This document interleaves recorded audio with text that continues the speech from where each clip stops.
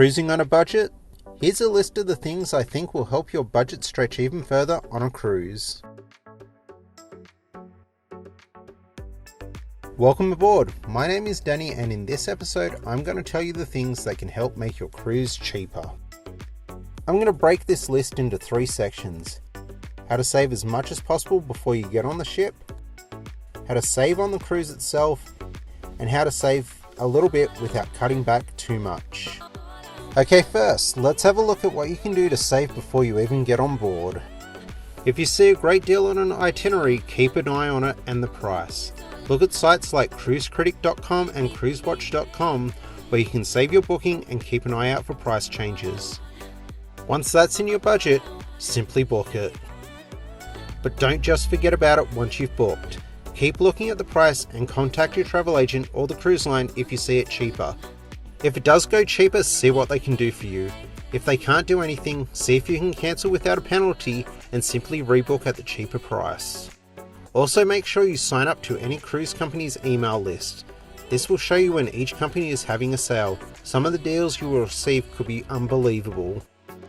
If you can't get a really good deal, just book the cheapest cabin you can. This will most likely be an inside cabin and won't be anything fancy, but any cabin on a cruise is better than nothing, right? Don't be picky with itineraries. Continuing on from picking the cheapest room, don't worry about the itineraries. If you want to save money, don't be picky. It might mean you might go to the same location numerous times that you've already been, but who cares? That just means you know where to go and what to do there.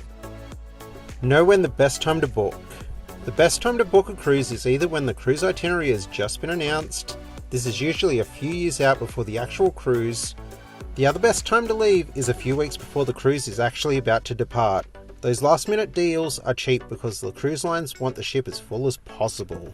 But if you can't choose those times, your best bet is to go outside of any school holiday or vacation period, or peak cruising periods, which are usually the summer/warmer months or the ones with the most cruise ships in port.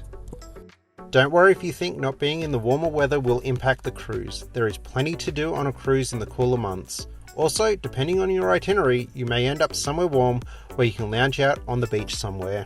Also, having a look at other cruise lines for what specials they have can save you some serious money. Is it worth having the perks of a diamond status to a cruise line if another can save you hundreds, if not thousands of dollars?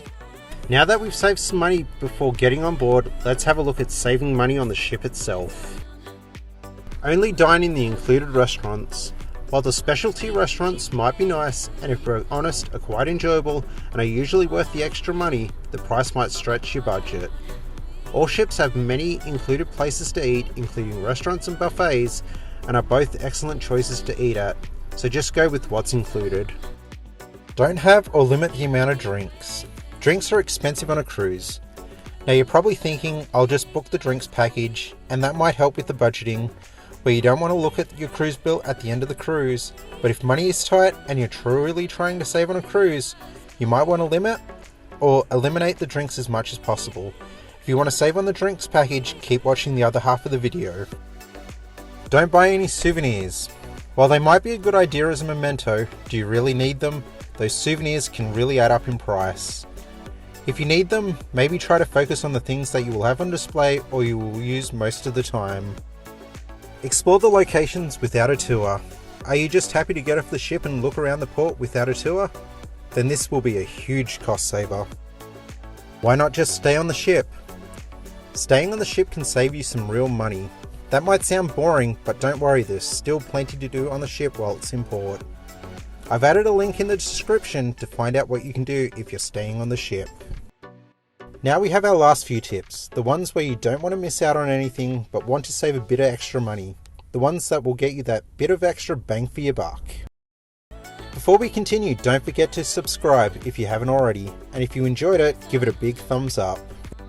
Don't get a tour from the ship.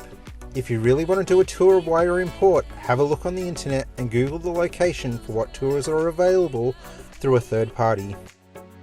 There are pros and cons to doing this, which I won't get into in this video, but it's definitely a cost saver. What if you take a shorter cruise? While this might not be the cheapest as a per day option compared to longer cruises, for a total cost this will work out to be cheaper. Shorter cruises might help if you're not fussed on being on a cruise for a long time and just want a cheapish short break. Go and check what deals are available before you can board and add them if you can. Once you've booked, keep checking your cruise planner website. If you're not sure what that is, go to your cruise company's website and log in. From here, if they have the specials, you can save everything from drinks packages to specialty restaurants and many, many more. That's it for this video. If you know someone who's about to or wants to do a cruise but is worried about the cost, share this video with them. And as always, thanks for watching.